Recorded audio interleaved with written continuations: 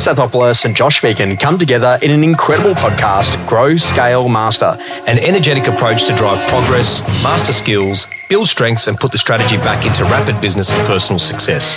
Backed by real-world experience in rapid scaling to playing the long-term game of business, it's the story of all the lessons learned on the journey to mastery. Be inspired, renew your energy and chase the future with Grow, Scale, Master. We live in an era of value creation and value intensification. And if you want to go and dominate a market, then what you've got to do is you've got to be really good at what you do and create value in a way that customers actually see it and experience it and are prepared to pay more for it. Yeah. Now, Con, I travel a lot and, there's lots of different bags you can buy, but I am absolutely addicted to a brand called Rimmler. I know, I see them all the time. And the interesting conversation is they are more expensive than other bags. But I only buy a new bag every 3 years. Yeah, because it lasts? Yeah, and it lasts and the wheels are great and it's great service and they're a cool company and it's nice and clean, it's very practical and you've got to know what it is you're doing. But the interesting conversation is that literally they've created value in different ways. Right. So there's an experience, there's a conversation and the way they go to look after you. Now, there was a book that was called Jobs to be Done and it was about the Jobs to be Done formula, about actually thinking that, when you think about it, there are 3 specific customers. And let's use your business at McGrath. Yep. I'll say, do you know that there are people that are your customers that fundamentally love what you do? Yes. They really think that McGrath's is the bee's knees, the most phenomenal real estate agency on the planet Earth. But did you know there's actually competitors' customers who would clearly not use McGrath? Yes. And are going to use a competitor because they think that competitor is better value. Correct. Or is a better outcome. Yeah.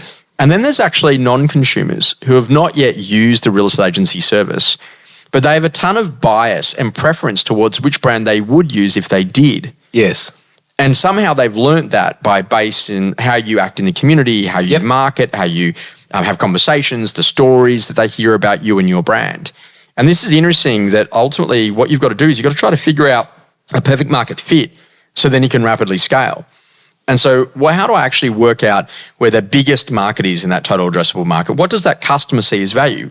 Right. So if you think that there's 100 customers, maybe only 90 of them are actually prepared to pay vendor-paid marketing and actually prepared to pay the right fee. Yes. And maybe 10% of them are just not interested in that and they're just going to go for the cheapest agent anyway. Yeah. That's actually not your market. Correct. So Louis Vuitton doesn't cry about what happens at the reject shop, right? Yep. And so from that point of view, one of the conversations is that how can you do more before, during and after the transaction?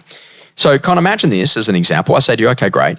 So I believe that you've been appointed an executor to sell a property on behalf of an estate. Yep. And, have you ever done that before? Have you ever been an executor before? Like, that's a really difficult thing. Yeah. And are there any beneficiaries involved? Yeah. And if there are, do they all get along? Now, one of my jobs as a real estate agent is to take the pressure off you having to deal with all of that and to be in a position that ultimately you can put the ball down on a successful sale for the estate. Yep. So that you maximise the return for all beneficiaries, but also too, so you don't end up in court for doing the wrong thing. Now, what I'm going to do is I know that you're based in Hobart and you're selling a property here in Sydney. Would it be okay if I just do a quick FaceTime for you before we do every open home so you know the home's presented brilliantly? That's gold. In addition to that, what I was wondering, is it a benefit for us to quickly record today's conversation in audio so then that way I can actually forward that to the beneficiaries, on your behalf. So that way they know what we've spoken about in terms of sales strategy, pricing, sale methodology. So you don't have to try and explain all of that. Yeah. And we've got some really good AI that runs itself over that gives you a summary of what was actually discussed in the meeting. Would you be open to that? Yes. Is that some good value creation though? Absolutely. And it's about 100%. thinking, how do I now use technology in much more powerful ways? It's actually the aha moment I just had then is it's packaged. We're already doing what you just said. But Yeah. we're actually repackaging it in a way that provides more value. Sure. So for them, you just got, oh, mate, that just made sense. Because we just sold a property last weekend and the executor was not part of the family because the 3 brothers don't talk. Right. And she had to make a tough call on the reserve and make sure that she got the property sold. Yeah. And I saw the pressure that she was under. So I could have only imagined what my agent had to go through at the beginning to get that listing and then obviously get the property prepared and whatnot. That would have been a lifesaver. That's awesome. So this is the difference, is about using technology to scale. And value creation is also about being able to improve the lifetime spend of a customer. Yeah. So I was thinking about this and I find this absolutely bizarre that we're an industry that's really, really, really, really, really focused on one-off transactions. Yes. Now, like, oh, yeah, well, Con's not going to sell for 7 years. If I'm still in real estate in 7 years, that'll be lucky. oh, it's my first sale. Does Con come back at some point? Like, and so and where do I put that in the database? And so all of those things are a really important part. So I'm going to put a challenge to you. Mm-hmm. If we gave you a pen and a piece of paper and you got in the room with, some of your other directors or partners in the business, do you think that you could write out who the top 100 customers are of your business? So I'm in cheat mode because I went through this with you on Monday when we were up in Brisbane. Yes. The answer is no. Wow. Yeah. So I could probably do 10 or 15, but if I put all my top partners and performers, if we all had to put in our top 100, absolutely not. So this is a great project for you to work on over Christmas, Con. Great one. So the top 100 customers based on two things.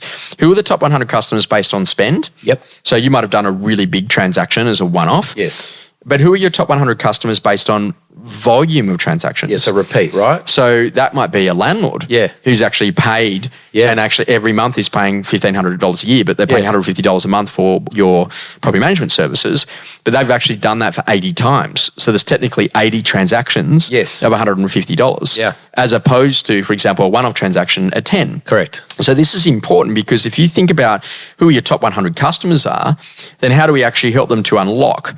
Now, I'm not a part of it, but one of my clients is in a position that his wife was really, really keen on getting a fancy hamburger. I think they called it a Birkin or something, handbag. Yeah, from Hermes? Hermes. And so long story short, Did you just say a burger? I said a Birkin. I know. Right? So long story short, they actually went through this situation. He had this really cool hoodie on the other day, and I was like, man, that's a great hoodie. Where's that from? He said, Hermes. And I was like, man, I went online. It was like $3,000. I was like, for a hoodie? Yeah. Mine's from Adidas, dude. Rebel Sport, $90. Yeah, so the interesting thing was that he was telling me that he has to spend like $30,000 to $40,000 at Hermes for the right to be able to buy the handbag. No. And so, so this is a customer ascension model that when you get to a certain level of spend, you unlock the right to spend more. That's gold. So then I have worn some shoes that you're aware of called Golden Goose. Yes. And I was in the store the other day in Melbourne having a look at one, and I was like, I'm going to get some new ones. And the lady she looked at my profile and she said, you're a gooser. I was like, excuse me? She goes, no. But no, she goes, it's not a bad thing. Let me show you. And they've actually got this customer ascension model. And when you get to the top that you've spent an X amount with them, you actually get invited to Italy to go and sit down with the CEO, and he personally has his team come and see you and make a special pair of one-off shoes that will never be made for anyone else in the world but you. It's amazing. Now, the interesting conversation is that okay, so now I want to know inside of your business, what's the customer ascension model?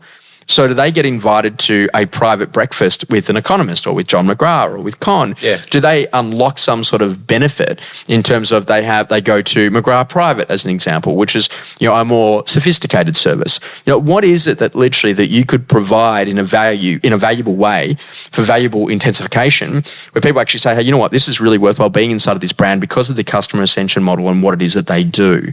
Thoughts? Yeah, I think that's absolute gold. And I think I'm actually writing a note in my phone right now, thinking to myself, what are we actually doing rather than just servicing them? How do we actually provide more value to them?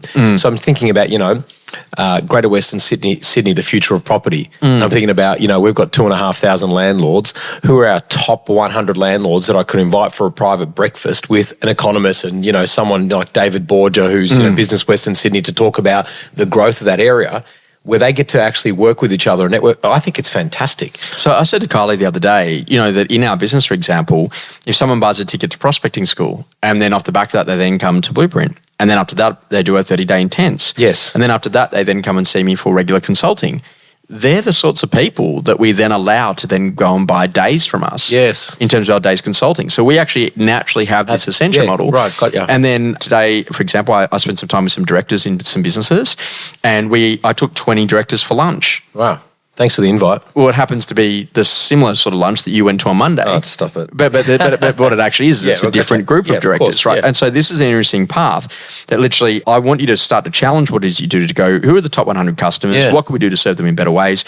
And at what spend level do people start to unlock some other benefits? Yeah, I like that. What could the benefit be that they could get, that you could provide, that literally ties them more in to want to do more transactions and spend more? Challenge accepted, mate. Experiences that rapidly shaped you. Con, I just love this whole idea. You got to provide value first and invoice second. And the best rule that you've ever can have in business is to be someone's friend in the business. Yes. So when they get into that situation, they go, ring Con, he'd fix that. Yeah. Ring Josh, he'll fix that.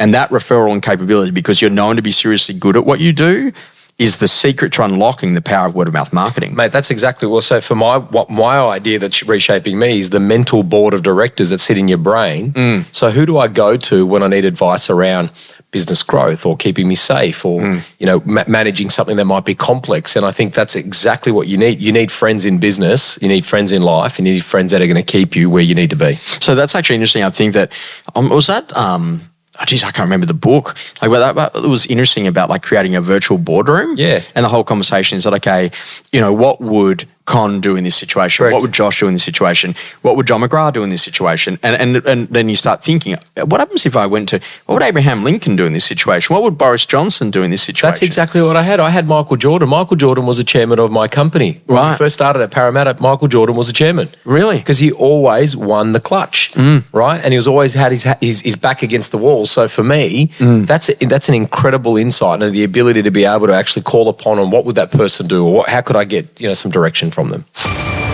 Something that's changing your view. Con, I've been on a bit of a journey with the team in our business about the power of documentation and our willingness to change systems, to revisit, to reflect, to project what's actually possible. And okay, great. You would think that if you walked into most real estate practices in Australia and you said, hey guys, is there a rate card here? That they actually have a rate card of what they charge for in property management. They'd have a rate card of what they charge for in sales. They would have a rate card for what marketing costs are. And they'd also have a rate card if you were listing an expired listing and the benefits that are available to someone who is relisting, that some of the portals, for example, might charge less for that relist fee.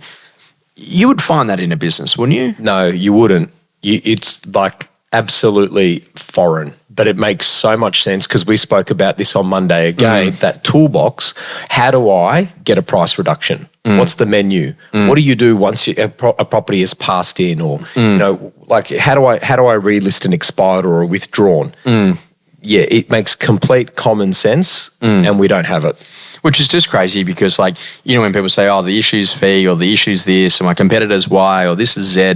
I'm like, guys, like at the end of the day, how does someone learn about what we charge? Yeah. So we do a lot of work with an incredible brand in Dubai called House & House. And, the business is rapidly growing and I'm sure the boys won't mind mentioning it, but we actually put on 40 people last month. Wow. In their sales team. Wow. But a lot of these people are expats. They're moving to Dubai. Right. And I'm like, okay, well, great. This is kind of interesting because how do they learn what the fees? How do they learn what we charge? How do they learn how we present? How do they learn what we got to show in terms of our value prop?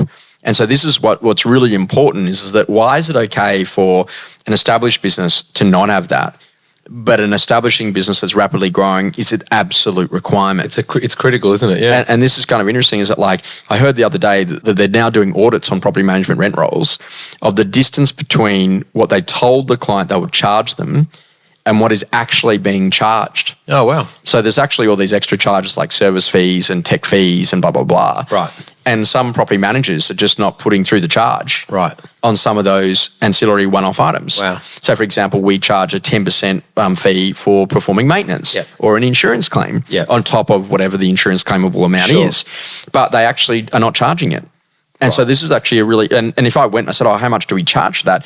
That we could nearly have an argument in some property management businesses because people are not aware of what those fees and charges actually are. Gotcha. So it's a really important conversation to get right, that literally documentation really matters. It can make a big difference on the inside of your business.